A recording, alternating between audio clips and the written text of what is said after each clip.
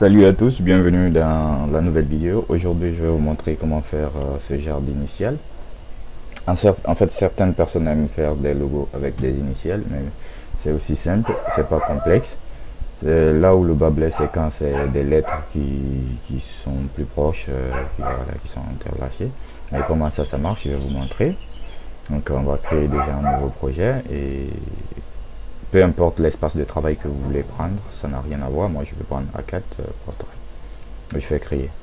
Et là, il faut déjà déterminer maintenant le style d'écriture que tu veux faire avec ton initial.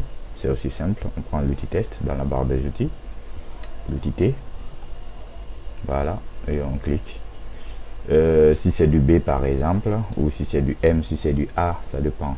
Voici le B. Moi, je prends l'exemple sur B. Et que, bon, c'est BS ou BF. Voilà. Et on va prendre BF par exemple. Ou BS. Ça dépend. Je peux valider ça. Voilà, j'ai déjà la première lettre. Je vais agrandir ça. CTRL T pour afficher les câbles de manipulation. Voilà, je peux dupliquer ça. Alt clic gauche souris glisser. Maintenant, je cherche l'autre lettre pour remplacer ça. Un F. Je vais voir avec F comment le F va sortir. Ok, ce sont des trucs qu'il faut faire très attention pour ne pas confondre aussi pour ne pas mélanger les gens. Alors on va prendre du S. Bien. Donc je vais voir, on va décaler comme ça. C'est encore mieux quand on décale, on voit mieux. Bien, BS. Donc la logique voudrait que je vais changer d'abord la couleur de ça. Double clic dessus. Voilà. Bien. Je vais valider. Parfait. Maintenant, la logique voudrait que la partie du B là sorte ici. Une partie, le contour là va un peu sortir. Pas intégral. Et là aussi, le contour va un peu sortir. Voilà. Parfait. Donc, déjà, on va se poser sur le calque S. On va créer un masque de fusion. Dans les vidéos antérieures, je vous ai expliqué le rôle d'un masque de fusion. C'est un masque qui va nous permettre ici de masquer une partie de la zone de quelque chose, par exemple. Donc on va cliquer là. Et il faut être sûr que c'est le masque de fusion qui est là, qui a été ajouté à notre lettre S. On maintient la touche CTRL. Et on se retrouve le calque de la lettre B. Donc là où il y a T, on clique. Donc l'élément va automatiquement sélectionner. On va revenir dans la barre de menu. Menu sélection, on trouve modifier, on trouve dilater. Pourquoi doit-on trouver dilater? C'est pour nous permettre ici d'avoir vraiment l'espace qu'on veut mettre ici. Donc par conséquent, on va mettre cette dilatation à 16. Voilà. Et ensuite, on va revenir dans la barre des outils, donc le raccourci est B pour prendre l'outil pinceau. Et on va revenir ici dans la barre de contrôle pour mettre sa dureté à 100%, voilà, un peu son épaisseur augmentée.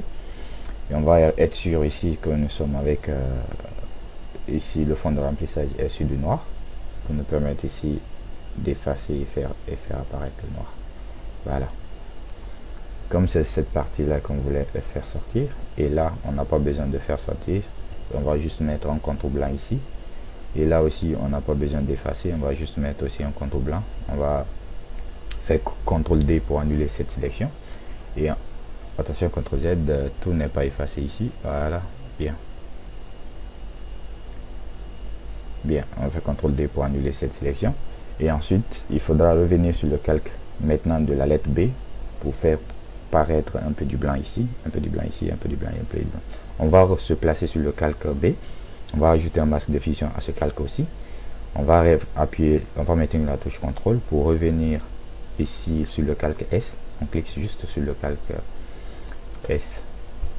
Maintenant la sélection est faite. On va juste intervertir ici. Mais bien avant, on peut venir ici d'abord dans sélection. On va dilater aussi ça. Modifier, sujet, modifier, dilater. 16. On maintient à 16. On prend notre fameux outil pinceau et on ici le contour juste, on efface juste, on reste du noir, on va juste effacer ici. Bien, si on voulait faire passer aussi du B, juste le contour de S là, ça, parfait. Ça aussi, juste c'est le contour Voilà, pour montrer que oui, le S est vraiment sorti dedans. Bien, c'est juste le contour. Parfait, fait CTRL D. Ok. Et voilà, on a comme impression que oui, il est là, il est venu comme ça, le B est sorti, après le S est sorti ici, le B est rentré derrière, et puis le S là, le B est parti derrière. Parfait. Il faudra sélectionner les deux là. Je vais dupliquer.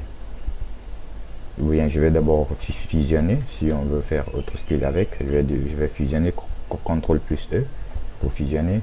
Maintenant on aura un seul calque. Je vais dupliquer ça, Alt-clic sur le glisser. Si je veux me limiter, si je peux me limiter, c'est ou si je veux apporter d'autres modifications supplémentaires, vu que les deux sont fusionnés maintenant, je vais juste double-cliquer sur son calque pour avoir accès à plusieurs panoplies. Style, dans style il y a plusieurs, il y a les styles qui sont là. Il faut voir quel genre de style que vous voulez appliquer comme couleur à votre élément. Voilà, les styles sont là. Par exemple, j'aime bien ça. Maintenant, il va falloir utiliser un peu les contours, les textures et surtout biseautage et estampage là pour faire paraître ici un élément intérieur, incrustation de 3D par exemple. Le style, on fait biseau interne. Parfait, la technique, on met ciselage marqué. Maintenant, la profondeur du champ qui sera ici dans notre lettre, on va pousser cette profondeur. La taille de la profondeur, ça va là, parfait. C'est cette profondeur là qui est là. Et voilà, si on veut ajouter d'autres styles, on peut ajouter au cas échéant non. Maintenant, ce qui est encore plus intéressant, c'est que si on veut utiliser le contour aussi pour ajouter un contour à notre élément, ça dépend, est-ce que c'est du contour noir? Si c'est du contour noir, quelle est la taille de ce contour? Attention. Bien. Ou si c'est du contour rouge, quelle sera la taille? Voici ce qui va se passer. Donc c'est à nous de voir. Et si c'est du, voilà, si c'est du blanc sale, parfait. On va manipuler ça. On va arrêter ceci. Maintenant, qu'est-ce qu'il nous reste à faire? C'est de valider si tout va bien. Alors, certaines personnes voudraient que ça soit aussi dans un ellipse, si on veut bien. On peut directement prendre l'outil dans les sous-groupes de l'outil rectangle. On prend l'ellipse, c'est-à-dire le cercle. On maintient ça. On va lui donner un fond de remplissage neutre et un contour qui existe. Avec quelle couleur? Si c'est du noir, si c'est taille, on va augmenter la taille du contour, bien sûr. Parfait. On va prendre l'outil, attention, on va prendre l'outil de déplacement. On va replacer ça. CTRL T pour afficher les cartes de manipulation. On va l'agrandir de tous les côtés. Ok. On va encore l'agrandir. Bien. Si on voulait donner une couleur de fond à ça, ça dépend de nous. On peut donner une couleur de fond aussi. Tout en se plaçant sur l'outil qui nous a permis de dessiner et lui donner une couleur de fond. Mais c'est pas totalement conseillé. Et on prend son calque, on dépose dessus. Bien. Là, ici, c'est avec une couleur de fond. Voilà comment ça est. Il y a beaucoup de méthodes, mais c'est la méthode la plus simple que je vous ai montré aujourd'hui, juste comment faire sortir des tests comme ça. J'espère que vous avez aimé la vidéo. N'oubliez pas de liker, de partager, de me poser beaucoup plus de questions. On se reprend la semaine prochaine si tout va bien. À bientôt dans une nouvelle vidéo.